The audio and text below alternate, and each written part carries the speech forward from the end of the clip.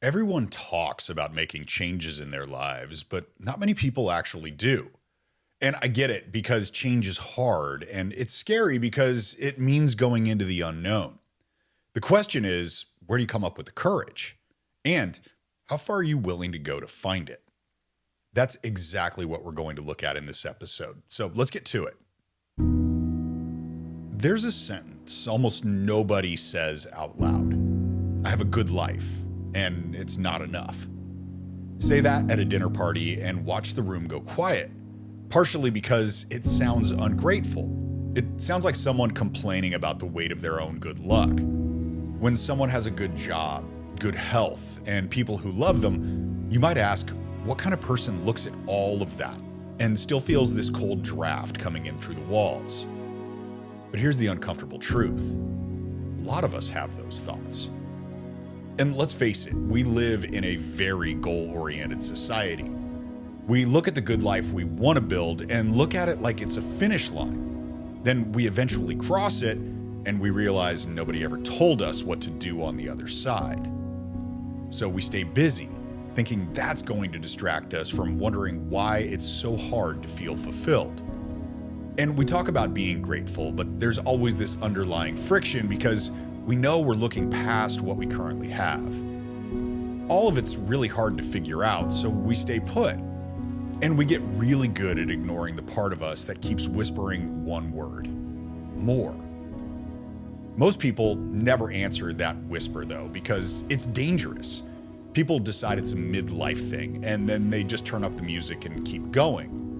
But there are a few who can't stop thinking about it and have no choice. They have to answer it. Never assume that you're finished in terms of your perspective, in terms of your, what your life's going to be or anything like that. That's Will Frazier. He was in the middle of living his dream life when that whisper about something more out there for him got too loud to ignore. And he blew it all up by chasing the question most of us are too comfortable to ask. And what he found on the other side changed everything he believed about his life, about death, and about what is actually real. Welcome to Better Beliefs.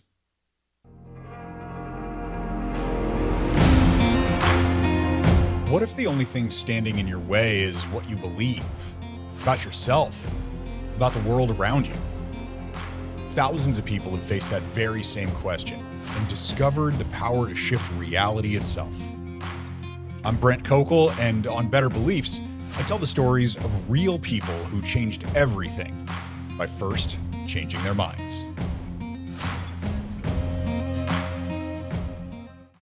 Will's story starts in the dark. It's really dark, like dense jungle at night kind of dark. He's deep in the Peruvian Amazon in a hut with no walls, the wild landscape kind of pressing in on every side. There's no electricity, and the moon can't break through the jungle canopy, so it's just black. And Will's on his knees, along with several other people, in front of two old shamans and a couple of flickering candles. Then one of the shamans hands Will a small plastic cup. And they give it to you in a little plastic cup.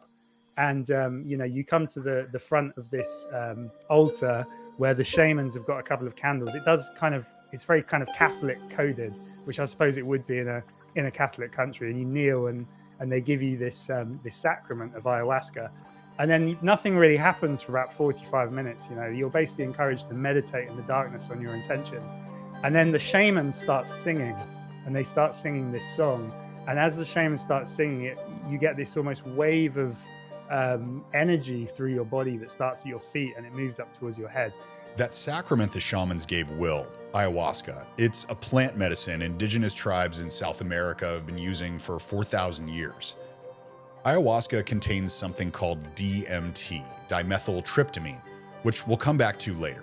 For now, you just need to know it's a psychedelic that South Americans have long believed opens the door to encountering spirits. Which brings us to that voice in Will's head, a voice that knew him. It was a very kind of, it knew me intimately. It knew everything about me. It was almost like gently mocking me, but in a loving way. It was like pricking my ego. It was saying, oh, you think you're so smart, you think you answered all the questions. And I would say to it, I would answer in my mind, I would say, well, who are you? And it would say, that's classified. I'm not telling you who I am. It's not good for you to know who I am. Classified.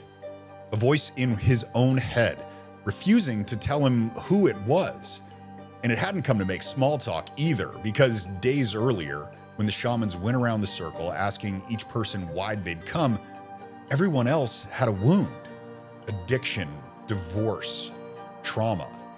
Will, he had none of that. I've lived a pretty charmed life. I haven't got major traumas I want to work through anything. I'm just curious. I just want to know what's out there. I just want to explore the universe. And he said, oh, okay, so you're just a student then? I'm like, yeah, that's a good way of putting it. I'm a student.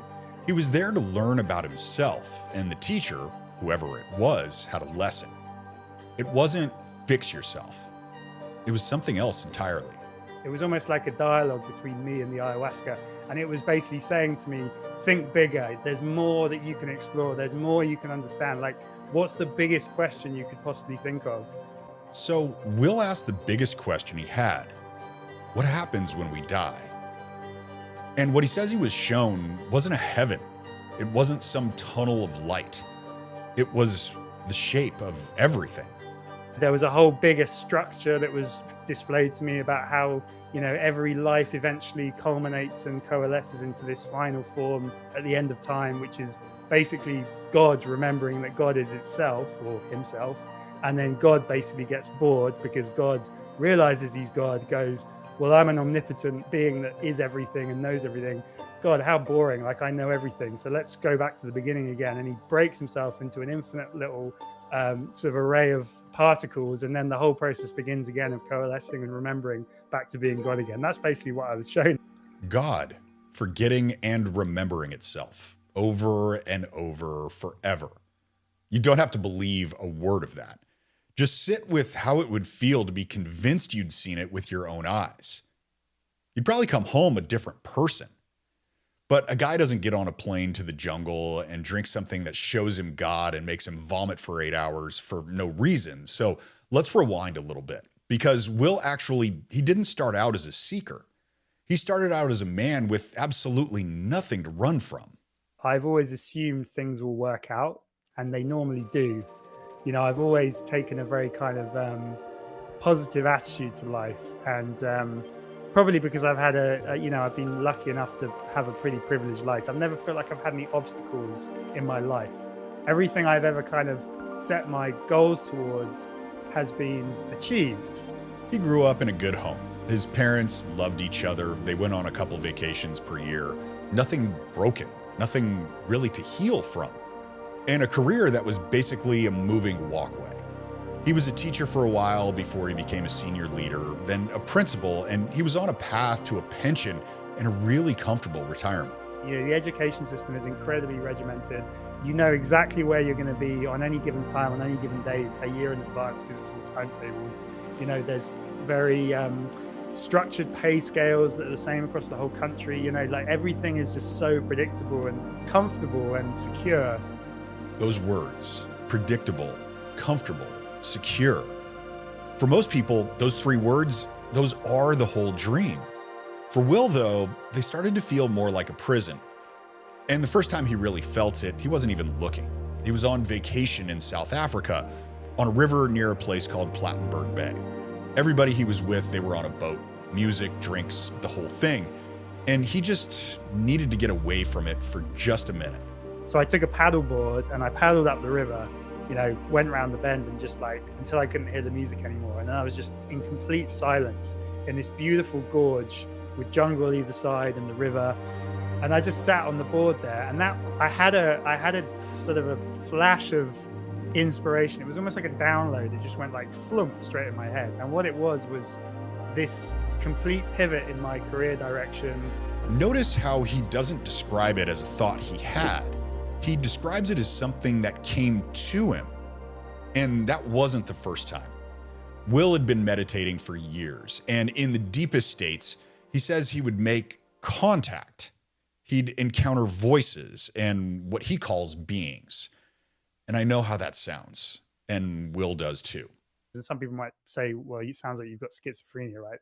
But you have these encounters with these beings, and these beings talk to you, and the beings would always say to me, right, like you've got so much more potential to like offer so much more than just working in a cog in a machine, but it's going to be uncomfortable. It's going to be it's going to be like a difficult thing to go from a really comfortable, structured environment. Let's put the beings aside for a second, because you don't have to believe in them to get the message. Whatever that voice was, even if it was just his inner wisdom, it kept saying the same two things. You're built for more than this, and more is going to cost you your comfort. And Will didn't just hear it in his head, he felt it in his body. When he pictured staying in his safe career, he'd lie in bed at night and physically shake. When he pictured doing bigger things with his life, though, the shaking stopped. Think about the last time you walked into a room and something felt off before you could even say why. That wasn't magic. That was your body voting before your brain finished counting. It's called the Somatic Marker Hypothesis, and it was proposed in 1991 by a neuroscientist named Antonio Damaso. The basic premise is that the emotional or physical responses non-consciously guide our decisions before our conscious reasoning can even catch up. To put that in more approachable terms, your gut is doing math your head hasn't finished yet. In Will's gut, it had done the math. But knowing the answer and acting on it, those are two different animals. I need to be uncomfortable, and I need to be pushed, and I need to get out of my comfort zone in order to really reach my full potential. Really easy to say on a podcast, but brutal to do when you're walking away from a sure thing. You've got a good career. You could probably be running a high school within like a few years. You could be the principal of a high school, and then that's an amazing pension, and very comfortable for the rest of your working career. And I just was like, I can't ignore this thing that's telling me that I need to do something else. That's the part that makes Will's story unique. It's not hard to leave a life situation that flat out sucks, but it's really hard to leave something that works exactly the way you set it up to. Will's cage, it wasn't made of him hating his life. It was made of the comfort his life provided. And it's a cage I think a lot of people sit in for decades because of the fear that whatever life has waiting for them beyond it is definitely going to be worse than whatever they experience now. Making changes when everything is going fine feels like a bigger risk the longer we wait. But that whole time, we hear the voice that says there's more out there for us. So how does a guy like Will hear that voice clearly enough to bet his entire life on it? Well, he didn't think his way there. It's not like he worked through a pros and cons list. Picture thinking hard is mental noise, which makes it harder to hear your inner wisdom. For that, you have to get quiet. That worked out for Will because he teaches meditation, but maybe not the kind you're picturing, not the light a candle and clear your mind kind. He describes what he does like going to the gym. Think of it as training, not magic. And I know even mentioning meditation will make some people roll their eyes because they think they can't do it. And when people try it and quit, it's because they think they're bad at it. They sit down, their mind starts to wander, and then they go, see, look, I told you I can't do this. But Will says noticing that your mind wandering, that's the rep. That's actually the whole exercise. And if you keep doing the reps, something eventually shifts. The pictures in your head stop being ones you're making and start being ones that just arrive. Will calls that the difference between imagination and a vision. Imagination, that's you picturing an apple on purpose. A vision, that's an apple you never asked for showing up on its own. And he says you can ride that all the way down to the same place that ayahuasca took him without the ayahuasca. You can access the same states of consciousness through meditation as you can through psychedelics, because the experience of the ayahuasca was very, very similar to the experiences that you can achieve through deep meditation states. The only difference is that the ayahuasca makes you feel sick, it makes you have this body high, and it lasts for 8 hours. whereas the meditation experience you can do as long or as short as you want, as long as your attention span holds together. Same destination. No plane ticket, no vomiting. And this isn't just Will's opinion, by the way. There's a report published in the National Library of Medicine where researchers looked at EEG-derived neural dynamics during meditation. That's a mouthful, but what it means is that researchers wanted to see what people's brainwaves looked like when they were in meditation. Just in case brainwaves are new to you, think of them like gears on a car. Wide awake and stressed out, you're revving high. Let's call it fourth gear. That's called beta. Calm and relaxed, you drop a gear. That's alpha. That dreamy, half-asleep state right before you nod off, that's theta. And the deepest one, and I'm talking about dreamless, dead-of-night sleep, that's delta. Will's whole method is teaching people to drop into delta while staying wide awake to capture these profound inner experiences. The brain isn't the origin of thought. The brain is just a kind of a receiving antenna for consciousness. Think of what he's saying here like a radio. The music isn't made inside the radio. The radio just tunes in a signal that's being broadcast from someplace else and then amplifying it into something you can hear. Will is saying maybe your brain's the radio, not the broadcast. But he thinks there's actually something more to it than that. He thinks we're not just receiving a signal from some greater consciousness. We're using our own creativity to shape that signal into our own experience of reality. That's a lot. So let me use another analogy. Will's saying that there's a signal and then there's a screen. The signal is whatever's really out there. The antenna pulls it in. The screen is the world you actually experience, the one your mind paints for you in color and sound and solid edges. In other words, we create our own version of reality, which I thought is an interesting possibility since I saw The Matrix with Keanu Reeves in the late 90s, but it sounded more like fiction to me than science. Then I read about the interface theory of perception, which was developed by a professor of cognitive sciences at the University of California, Irvine, named Donald Hoffman. Hoffman makes the argument that humans have evolved to perceive an illusion that hides the true complexity of the universe in order to prioritize our own survival. Yeah. So here's what that actually means for a guy sitting in a safe little life.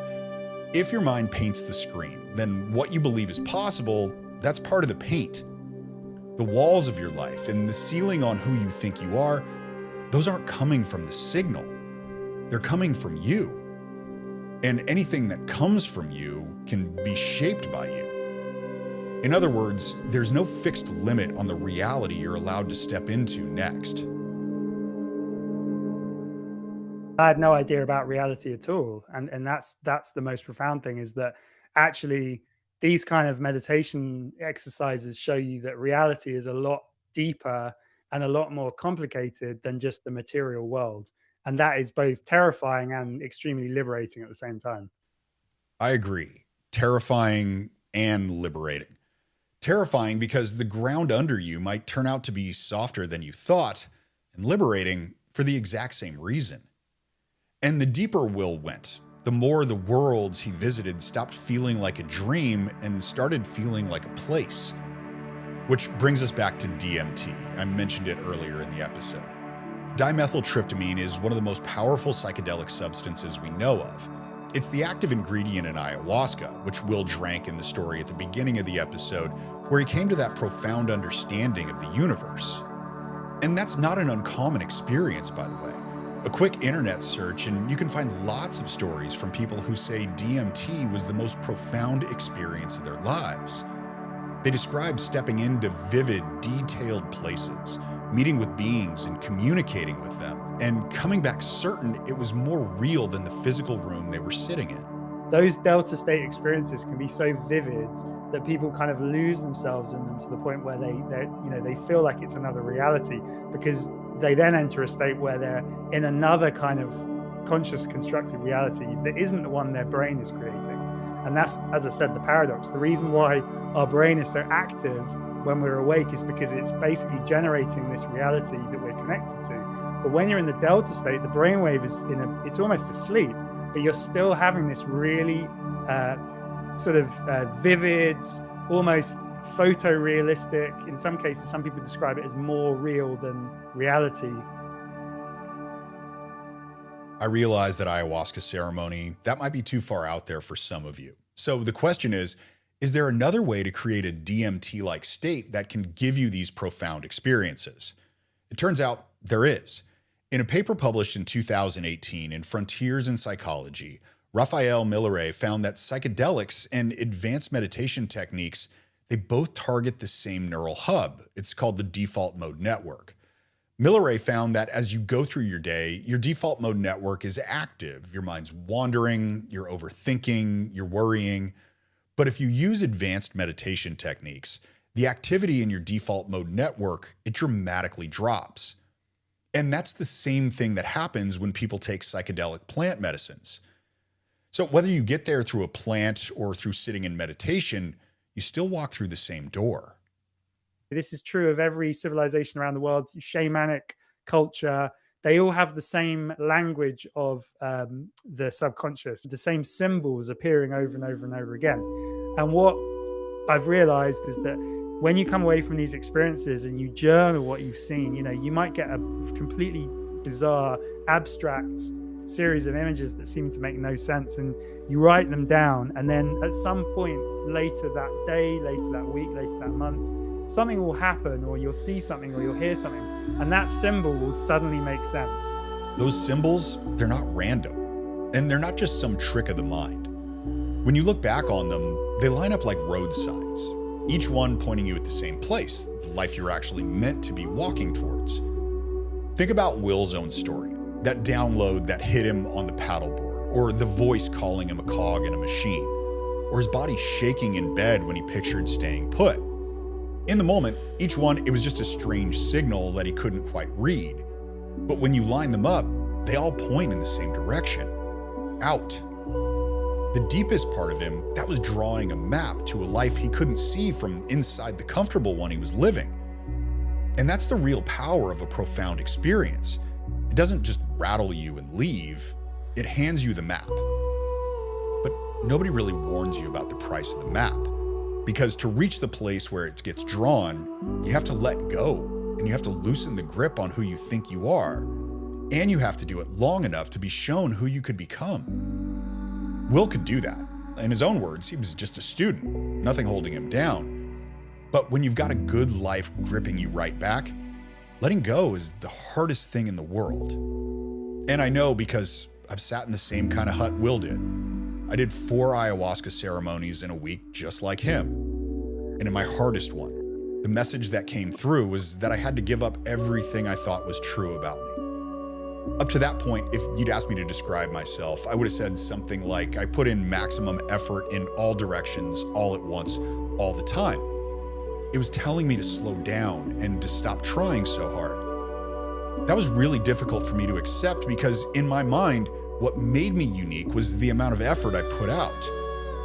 But if you've ever sat through one of those ceremonies and heard those messages, you know they're not the ones that you can really debate. And here's what I've been sitting with ever since. Relying on my effort, it kept me safe. It kept me feeling like I was in control of what happened in my life. Discomfort, that was sitting back and letting life unfold in front of me. The cage and the comfort, they're the same set of bars. I haven't done any of the deeper meditations since my ayahuasca experience. And the reason is because I feel like, as I said before, the ayahuasca experience was almost like a full stop to everything I was searching for. And I will come back to it, I'm sure, in the future. But now I feel like it's all come together in a way that I don't need to poke with a stick for a while, I would say. Now, you'd think the lesson of this whole story is really simple. A comfortable life is hard to break out of unless you go to extremes, never stop pushing, that sort of thing. But listen to what Will just said. The man who spent 15 years digging on the biggest questions there are, he got his answer and then he put the shovel down. He's not searching anymore, he's living. And that might be the most important beat in this entire episode, because there's a difference between a cage and a place to rest. A cage is where you stay small because you're afraid. A place to rest is where you stop because you've actually arrived somewhere you want to be. And from the outside, these can look like the exact same thing. The only person who knows which one you're in is you. The voice that says, think bigger, that's real. But so's the wisdom to stop and let yourself enjoy what you built. Remember what Will saw in the dark, the whole universe shattering and starting over? That's almost word for word what Krishna tells Arjuna in the Bhagavad Gita, an ancient Hindu spiritual text. It's talking about the endless cycle of birth and death and one simple instruction for how to live inside it. Do the work that's yours to do and let go of your white-knuckle grip on how everything turns out. That makes me think that maybe joy isn't waiting for us at the finish line. Maybe the joy is finally admitting we never knew where the finish line was. Will went to the edge of death to find that out, and he came back with something simple. I feel like I appreciate life and I appreciate reality a lot more. Now I realize the kind of magic in it and the mystery in it and the beauty of that kind of reality. Magic, mystery, beauty. And remember how he got there. It wasn't by finding the final answer. It was when he stopped pretending he already had it. And I think that's the point a lot of people get to when life is pretty good. There's a natural human need to experience more, almost like it's hardwired into us. And a lot of us feel that pull, but we don't do anything about it because we can't see beyond our own comfort. So here's the one thing I'm going to ask you to do this week. And don't worry, I'm not going to ask you to burn your life down, and I'm not going to ask you to book a flight to Peru. All I want you to do is just take out a blank page and sit with one question. Where in my life have I decided the story is finished? When the truth is, I've just stopped asking. Don't rush to answer that. Let it be a little uncomfortable and let it loosen your grip, one finger at a time. Because my bet is you're not finished. And that's good news. Thank you so much for listening to today's episode. It is always a joy to put these things together, and I really do appreciate you investing your time in listening. Hopefully this changed your perspective. Hopefully this opened you up a little bit, whether you choose to do an ayahuasca ceremony or you choose to dive a little deeper into meditation. I can tell you from my own experience that having these profound insights, it does stay with you, and it makes your life and the world around you make way more sense than you ever had.